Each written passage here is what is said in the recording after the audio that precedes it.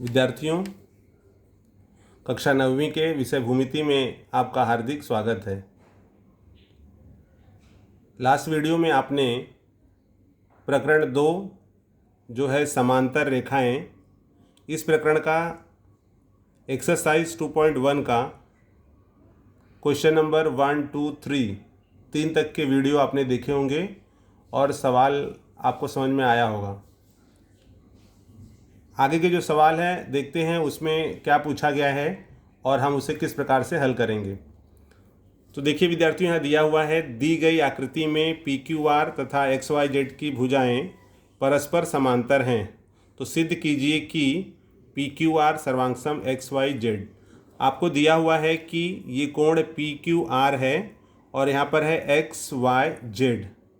दो कोण यहाँ पर बने हुए हैं, इनकी जो भुजाएं हैं वो एक दूसरे के समांतर है, मतलब पी क्यू समांतर है एक्स वाई और वाई जेड समांतर है क्यू आर।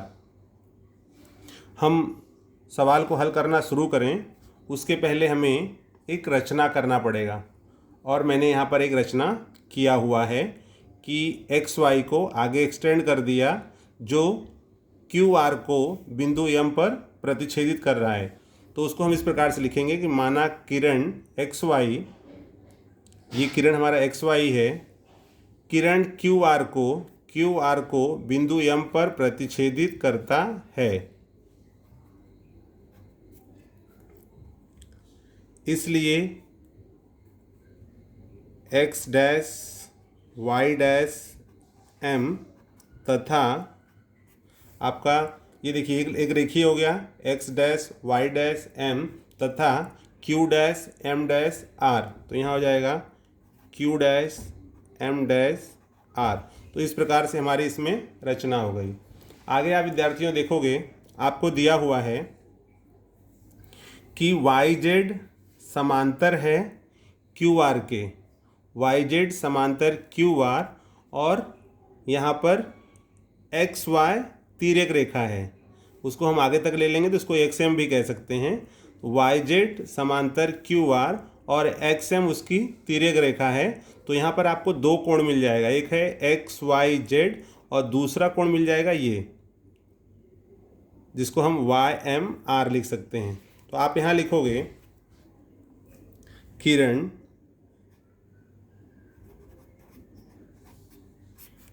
वाई जेड समांतर किरण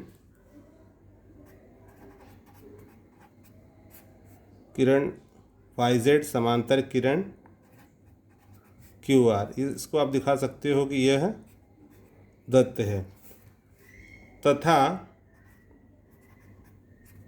अभी वाई जेड समांतर क्यू आर है और यहाँ पर एक्स वाई इसकी तिर्यक रेखा है। तो यहाँ लिखोगे तथा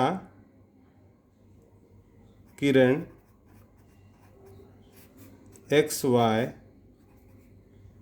इसकी तिर्यक रेखा है। ठीक है, अगर ये तिर्यक रेखा है तो आपको यहाँ पर क्या कौन से कोण प्राप्त होंगे? पुनः एक बार बता रहा हूँ आपको, वाई जेड समांतर क्यू आर और एक्स वाई तिर्यक रेखा है, इसको हमने आगे तक ले लिया तो इसको एक्स वाई या एक्स एम ये तिर्यक रेखा हो गया। तो इस प्रकार से अगर दो समांतर रेखाएं हैं, जैसे यहाँ पे देखिए बगल में आपको ये दो रेखाएं समांतर हैं, ये दो रेखाएं जस्ट फॉर एग्जांपल समांतर रेखा है और ये कोई इसकी तिर्यक रेखा है। तो यहाँ पर ये जो कोण बनेगा और ये कोण बनेगा, ये कैसे कोण होंगे? यस, संगत कोण। तो यहाँ पर वैसे ही एक्स वाई जेड, तो यहाँ आप लिखोगे इसलिए कोण एक्स वाई जेड ये सर्वांगसम हो जाएगा, सर्वांगसम कोण Y M R, Y M R. कारण दे दोगे आप संगत कोण।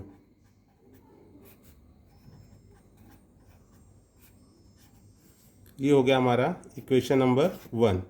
इसी प्रकार से फिर आप यहाँ लिखोगे किरण, जैसे यहाँ पर ये दोनों समांतर थे और ये उसकी तिर्यक रेखा थी, अब क्या लेना है आपको? पी क्यू समांतर है एक्स वाई के और क्यू आर उसकी तिर्यक रेखा है, मतलब ये दोनों रेखाएं पी क्यू समांतर एक्स वाई ये पूरा, और क्यू आर उसकी तिर्यक रेखा है। तो यहाँ पर आप लिखोगे किरण पी क्यू समांतर किरण पी क्यू समांतर किरण एक्स वाई तथा रेख क्यू आर इनकी तिर्यक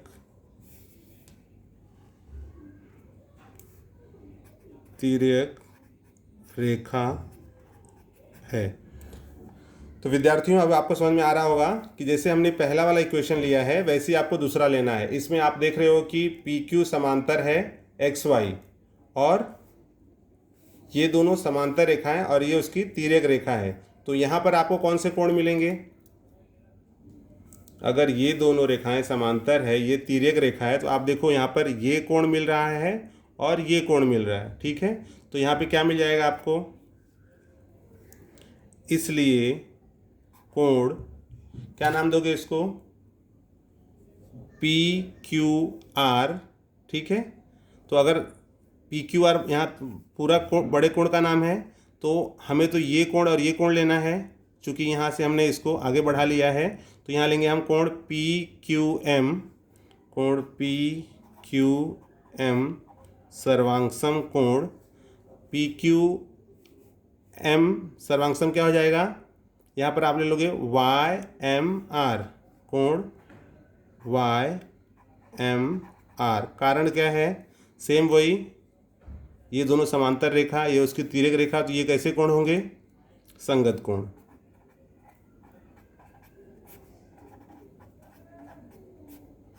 ठीक है। पी क्यू एम सर्वांगसम वाई एम आर संगत कोण। फिर से एक बार बता दें आपको, हमने लिया है पी क्यू समांतर एक्स वाई और क्यू आर उसकी तिर्यक रेखा है। तो यहाँ पर ये दोनों समांतर रेखा है, ये उसकी तिर्यक रेखा है। तो ये कोण और ये कोण, मतलब पी क्यू एम सर्वांगसम वाई एम आर, तो ये दोनों कोण हो गए यहाँ पर पी क्यू एम सर्वांगसम वाई एम आर। लेकिन हमको चाहिए क्या? सिद्ध क्या किया? सिद्ध में पूछा गया है कि पी क्यू आर और एक्स वाई जेड, ठीक है। तो एक्स वाई जेड मिल गया, अब यहाँ पर पी क्यू आर चाहिए था, लेकिन ये पी क्यू एम है, तो पी क्यू एम को हम पी क्यू आर भी लिख सकते हैं। तो यहाँ पर आप लिखोगे या कोण पी क्यू एम को हम लिखेंगे पी क्यू आर सर्वांगसम कोण वाई एम आर। रीजन दे दोगे कोणों के भिन्न नाम, कोणों के भिन्न, इसका मतलब होता है कि कोण वही है, सिर्फ नाम हमने इसमें चेंज कर दिया है, कोणों के भिन्न नाम। ये हो गया हमारा इक्वेशन नंबर 2। अगर 1 और 2 से हम तुलना करें, कथन 1 तथा 2 से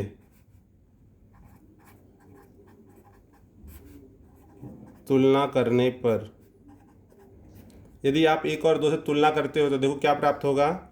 एक्स वाई जेड सर्वांगसम है वाई एम आर और पी क्यू आर सर्वांगसम है वाई एम आर। तो वाई एम आर और वाई एम आर ये इक्वल हैं, राइट हैंड साइड इक्वल है तो लेफ्ट हैंड साइड भी इक्वल हो जाएगा।